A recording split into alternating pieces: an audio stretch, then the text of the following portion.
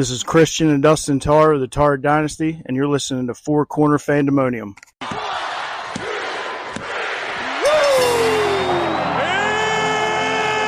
showtime! Woo! Rest in peace.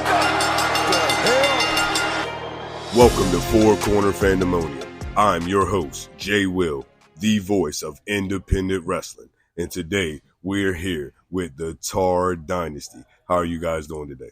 I'm good, Jay. How you doing, man? I'm doing pretty good. We're down here in Sheraton, Virginia at the fire station doing a little show for them, trying to raise money for the fire station, doing everything as one CW does for the people and everything. So we want to get to know a little bit about the Tarr Dynasty. Right on. So absolutely. Just start off, give us tell us a little bit about you. How many years y'all been wrestling? What schools you attended? Well, let me say, I'm Christian. A lot of people say that we sound alike, so it's best that we say. Identify.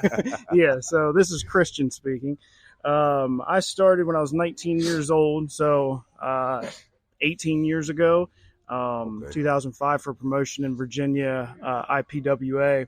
Ran by Keith Crockett. He gave me my first opportunity. Okay. I was in college at the time, and Dustin had been wrestling for a couple of years, and he actually called me while I was in my college dorm and was just like, hey, you want to wrestle this weekend? And I hadn't had any training at the time. He had trained with the Briscoes, but it had been several years. Yeah. A handful of Gotcha. years. Right. They trained me, when I was 14, 15 years old. So Okay. it had been a couple so you knew years. Your basics. Right. Yeah, he knew enough. Yeah. Right. And, ever since that first show, it was like we hit the ground running hard, and I was like, I got this itch, man. I got to scratch it every weekend. So That's normally how it goes. So I'm Dustin Tarr. I broke in at 14 in 1995. King Kong Bundy broke me, and I actually broke in the old school way. Showed up at an indie show. I was a wrestling fanatic since I was old enough to walk. Went to an indie show, showed up early, helped them set up the ring, and then bumped around it, ran the ropes, bumped around. King Kong Bundy saw me, and I was a big kid at 14, and he kind of pulled me aside and asked me if I was getting trained by anybody. And not at the time. I just showed up. I'm a fanatic, showed up to do what I could do.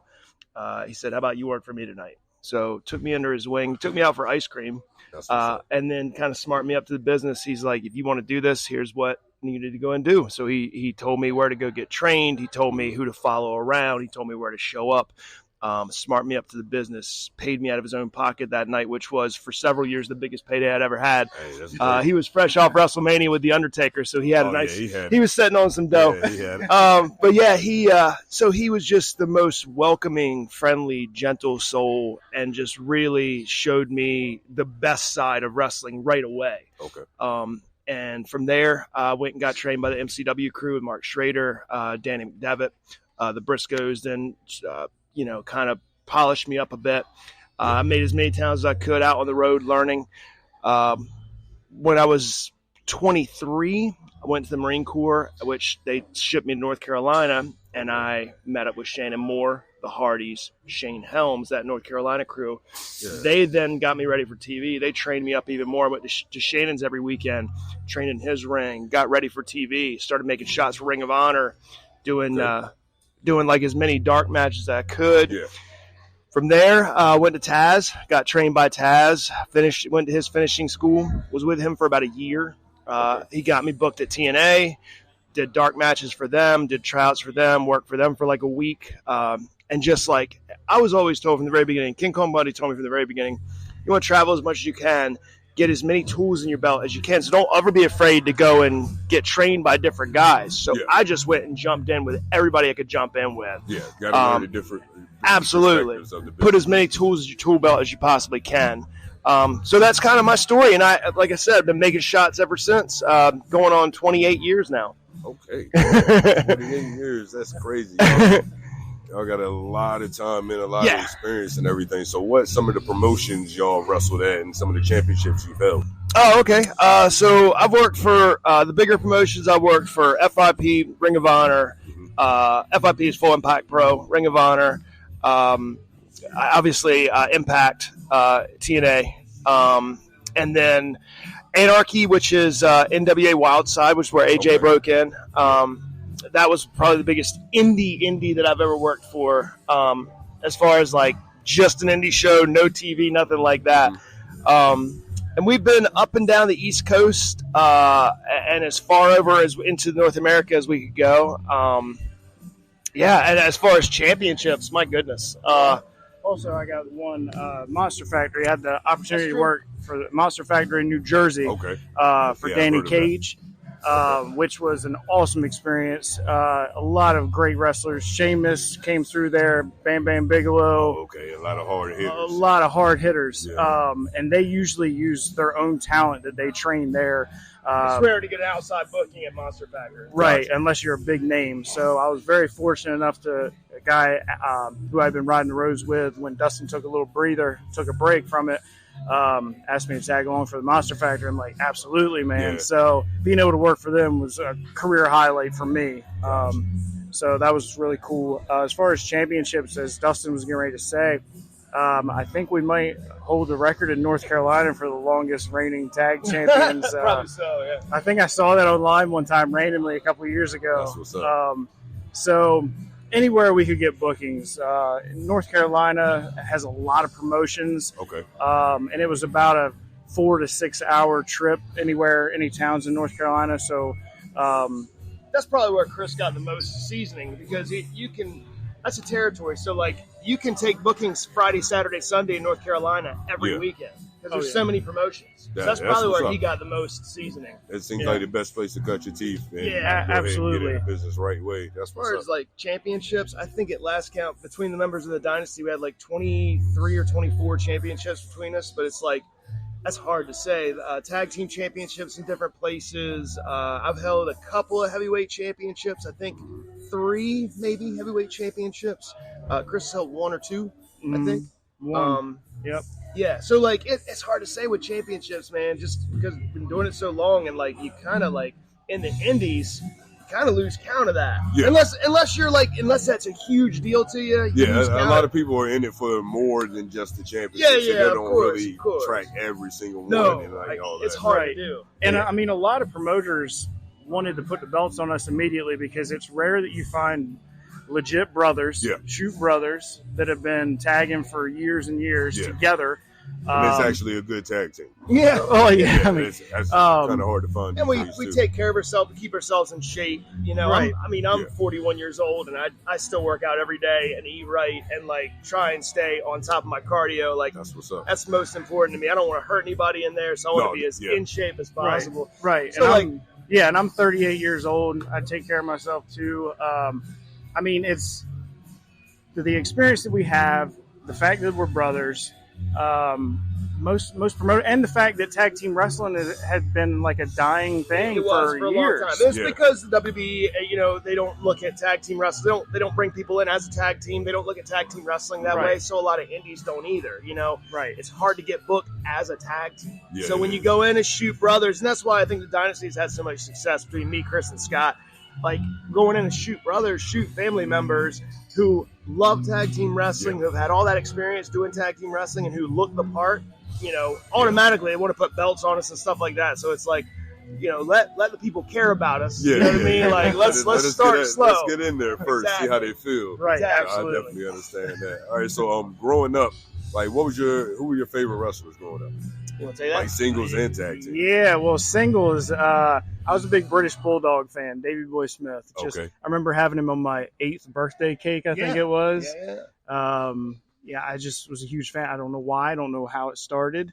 I remember Dustin being a big Bret Hart fan, so the SummerSlam that they faced each other at Wembley. That was a big moment. Yeah, sure y'all was reenacting that. Oh, man, that was we were definitely feuding at that time. Not to mention, they're smaller guys. I don't know if people realize Davey Boy is 5'9". Brett was 5'9". Mm-hmm. Yeah, these guys are not tall, big monsters. And like we weren't going to be monsters genetically. So it's like we could look at those guys and be like, we might be able to do this. Exactly. Especially a guy like Brett. Brett's as plain Jane as it got. He wasn't super charismatic. He wasn't like on the microphone, like talking like Ric Flair or anything. He wasn't a bodybuilder. Went in there and did the damn thing in the ring. Exactly. Went in there and did the thing in the ring and made it as legit as he possibly could and became a megastar off of that. So we just looked at those guys and we thought maybe we could do that. Yeah.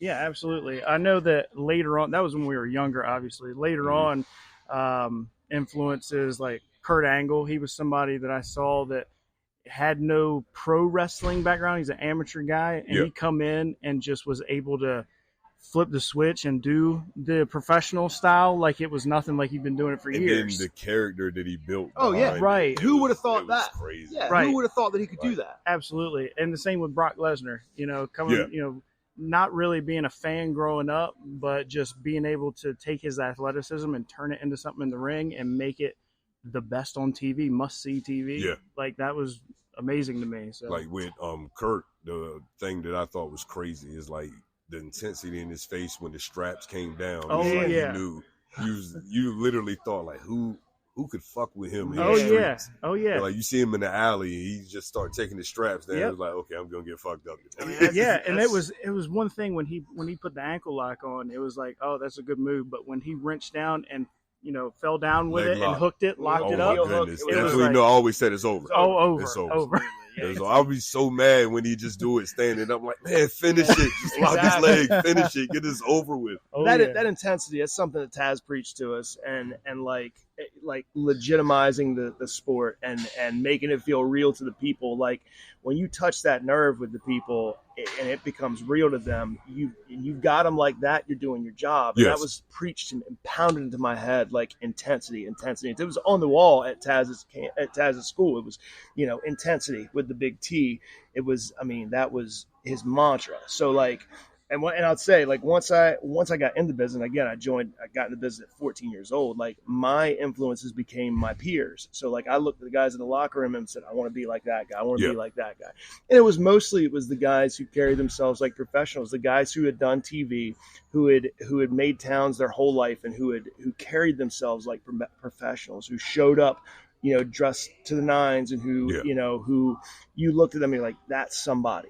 You walk through an airport, like you might not know who they are, but there's somebody. Yeah. So that was, my influences once I got into the business was like that. Was like who carries themselves like a professional. I totally understand that. Mm-hmm. Hey, so have you all done anything in your career, accomplished anything that you thought that you wouldn't have so far? Oh God, yeah. We grew up in a very small area.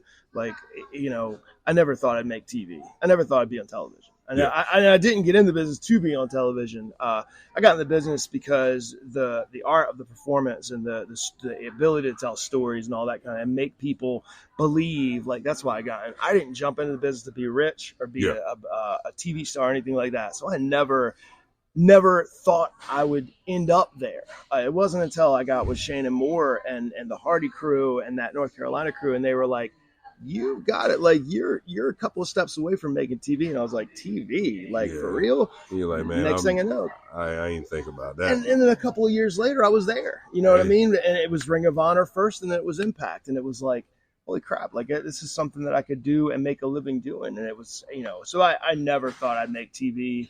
As far as titles and stuff, it wasn't something I really thought about. So like championships and holding belts, I just never thought about that. So, but like TV, I knew it was out there. It was like, I just didn't think this small town boy, like, I don't know how you felt, but I never thought I'd end up on television. Mm-hmm. Gotcha. Well, for me, it was, I never thought I'd wrestle WWE Hall of Famers. Like, been in the ring with the Boogie Woogie Man, Jimmy Valiant, Ricky Morton, wrestled Ricky Morton. Okay. I was in the ring with the Barbarian a couple weeks ago. Had a match against him. Classics. When you watch these guys, thinking back, you watch them on TV as a kid, and being able to be in the locker room and you got a match coming up with them and you're talking over a match, and the finishing moves that you saw them do to other people where you thought, oh my gosh, he just took his head off. They're now going to be doing it to me. So when the Barbarian said he was going to do the kick of fear on me, it was just like, oh my gosh, I'm like a kid in the candy store. Like, I can't wait. And then I think, oh gosh, I gotta feel he's going to kick my head off. Oh, he's just telling me but it's going to hurt. Absolutely. But he was a pro. So for me, where I haven't had the opportunities that Dustin's had to, be on TV, for me, it's to wrestle guys that have been on TV, the Hall of Famers and stuff like that. Because most of the time, promoters, when they bring in these names, the way they decide on who's going to work the names is the guys that they trust the most. Exactly. It's a very important position. Right. So to be selected for that is huge for me. Like I really appreciate it. That's a lot of trust. Absolutely. Most Because definitely. you don't want to put somebody out there with a Hall of Famer and then they get hurt. Put Right. at risk. Right. Exactly. Yep. Absolutely. Okay. So your favorite matches that you've wrestled. I can tell you my favorite match of you two was in Shinkatig against each other for the title. Really? Yeah. Really? Wow. It was a lot of emotion in that match. Y'all had the crowd really going and everything. That's nice to and hear, for a man. second, it really looked like y'all was legit beefing. That is Like, cool. That is cool. These guys are really coming in here and really doing their damn thing, man. That's always nice to hear, man. Absolutely. I mean, yeah, my favorite, probably the matches I got to work against them too. I mean, because that was probably our third or fourth meeting against each other one-on-one.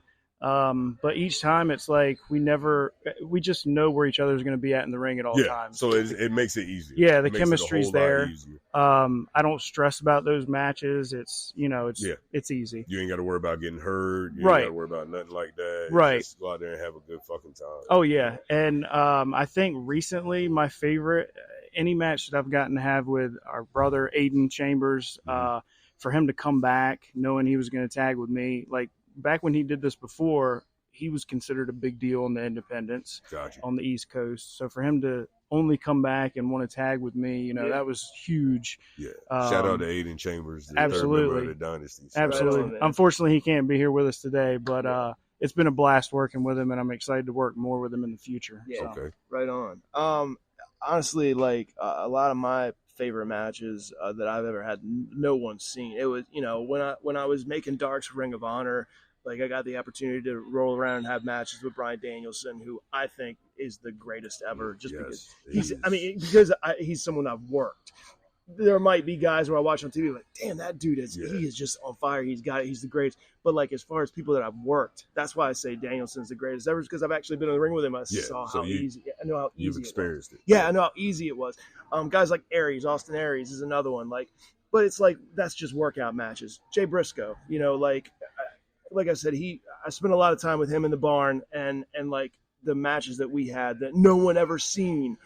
Some of my favorite matches ever. Maybe Mark was in the barn watching us, or Papa Briscoe was in the barn watching us, just hang out and work out. Yeah. But it's like we didn't call a single. We just went in there and just felt it, and like those are my favorite matches. When you can just go in there and it's almost like a reflex. Like it's just a vibe out there. You're dancing and there's no calling anything. You don't have to talk really. You're just having a match with the best dance partner possible. Yeah. Anytime I've been in the ring with any of my brothers, like, me and Chris don't have to talk about anything. Me and Scott, Aiden Chambers don't have to talk about anything. It's just a fluent dance, and it's easy and it's fun. And to me, this is so much about fun. Like we're out there fighting in our underwear. It should be fun, right? Yeah. So like, to me, it's so much about fun. And so some of the best matches, some of my favorite matches were in front of nobody. As much as the crowd is a part of this, and I love performing in front of people, some of my favorite matches I've ever had were in front of no one at all in a barn in Delaware. You know what I mean? Hey, so you got the right dance partner. That's all That's that it. matters. And we actually had a triple threat, me, you, and Scott one time. We did That's one probably time. somewhere on the internet somewhere. Yeah. But, and it was, I want to say, like, we talked about very little. We just went out there and felt it. And we put in like 12 or 15 minutes of like some of the most fun that we've had. Yeah, absolutely. And that was 15 years ago. Yeah. Hey, you're still going strong, pushing Yeah, down. So absolutely. having dream matches more and more. And Absolutely. speaking of dream matches, let's go to WCW days and WWF days. Who do you see your dream match with? It could be a tag team. It could be a triple threat. Don't matter. Against us or just in general that we want to see? No. Against you. Okay. Go ahead. From WCW, let's go first. From WCW, oh my gosh. Probably Midnights with Rock and Rolls. Yeah, that'd be a good one. For WCW. Just because that old school, I mean, I grew up doing the old school Southern style wrestling, so I feel like I could give them a decent match. Where Dustin's trained Northern with Taz, he probably had a little bit different style or different. So But yeah, Dustin, what do you think of WCW?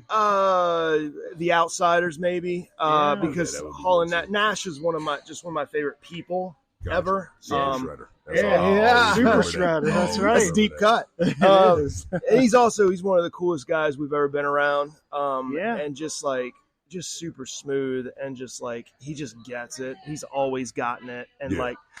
so the Outsiders will be fun. The Steiners, obviously. Oh, You yeah. know, if Oh, you're talking my about goodness. WCW, Oh, like man. the Steiners, tag team wrestling goes through the Steiners and Yes, WCW. it So definitely does. so yeah, brothers versus brothers. I think that'd be fun. I got to change my answer. Yeah, I got to go with the Steiners, man. You got to So, get a yeah. couple neck braces as well. Yeah, probably Suplexes so, are yeah. coming. Yeah, right on. And I mean, Suplexes are again, like I've never been around Rick. I don't know how we've never crossed paths, but I've been around Scotty, and like he's legit one of the scariest human beings ever. Yeah, I can see that. But it's so weird. Like I watched that dude play with Kurt Angle's kids for 9 hours one day. I'm just like, he's a big teddy bear. It's the weirdest thing. It was the most bizarre thing in the world because he's so terrifying, but like he's just the softest guy. It's you just know, the muscles on muscles. Oh yeah, thing. It's like, absolutely. I just can't trust that. But yeah, that'd be fun. The Steiners would be fun. Oh, yeah. How about, what was it, WWF? Let's see. Oh man, maybe the Hart Foundation. Rockers. The Rockers, Yeah, that always. would be a That's a good one. great time. Or how- One-on-one, like Sean. I think in my mind, like if we're going all time, the debate's always Sean or Flair. I'm a Sean guy. Like I am think that too. Sean's better. So as far as the total package, the complete package, work wise. So yeah, maybe one-on-one with Sean, tag team with the Hearts. Yeah. I was thinking the Brain Busters. We can go Oh, Tully yeah. and Arn, That'd which be the WCW, WCW, yeah, probably more WCW. Singles, probably Bryan Danielson, just because I remember the first time I turned on ROH was when they just got their deal with HDNet, and he was in the main event of the first show, I think, against Nigel. Probably against Nigel. And I had heard this buzz about, Bryan Danielson is the greatest ever. And I watched him, and I was just like, there is no flaws in his game. Yeah. There is absolutely no flaws. Especially with him and Nigel, they've had some Yeah. clashes. Oh, So, yeah. absolutely. And I was just like, if I ever made it, he is just one guy that I'd want to wrestle. Like, just hands down. He is the greatest I've ever seen. So, has to be Bryan Danielson. And he's the Okay. greatest I've ever been in the ring with. So there Yeah. you go. Hey, Yeah. hey, that stamps it right there. All right, so for the future coming up, like, what shows do you have coming in the future? Oh I'll God. let you answer that. Okay, yeah, I usually handle our schedule. We're booked solid all year long. We have very few open dates, and that's only because the shows got canceled. The shows on Chincoteague Island in Virginia were canceled. Yeah. So those are the only reason we have open dates. I think we have somewhere in the neighborhood of like 40 dates already booked for the whole year, all throughout the year. Coming up next, I'm in Kinston, North Carolina on May 6th for Extreme Shock Wrestling. Okay. And then all of us, the three of us, are in Elkton, Virginia on May 13th. That's Chris and Aiden Chambers against the Extreme Horsemen, Preston Quinn and C.W. Okay. Anderson. Okay. And I'm working a singles match against a guy named Anthony Athens, I believe. Mm-hmm. And then May 20th, we're back in Houston. We'll just cover May. May 20th, we're back in Houston. And then May 27th, I'm back in North Carolina. So, like, Houston, Delaware, I think we're all going to make that one, too. So I think May 20th, myself, Aiden Chambers, and Christian will be in Houston, Delaware for 1CW. Gotcha. Okay. Now go ahead and put out your social medias so people I'm- can get in touch with you. On Instagram, I'm Tarr Pix, P-I-X, Tarrpix. On Twitter, I'm Tarr Tweets, TarrTweets. And on Facebook, you can just find me at Dustin Tarr. And I am at Christian Tarr, Christian, Tarr, on Instagram and Twitter. So that's it. Okay. All right. Last question. This is just a jump ball. Give me the top 3 female indie superstars right now. Ooh, man. Oh, gosh. I feel like all the really good ones have been signed recently, like NXT. I mean, I can handle it. Yeah, go ahead. Go ahead. So it is an easy one for me. To me, the best unsigned female talent right now is Christina Marie. Followed closely right now by Rebecca Scott, I think. Scott, yeah. And then Heather Reckless is close number 3 for me. And I just saw, like, I'd seen her work a while back, and it's not like I wasn't impressed. She didn't show me anything special. And then I saw her a couple weeks ago, and it was like a whole different talent. Like, she's improved so much, Heather has, in just a couple of months. And, like, just one of those versatile talents who can fly all over the place and just seems to be like a cat landing on her feet. I'm just like, wow, like, she blew me away. I couldn't take my eyes off the match. Yeah.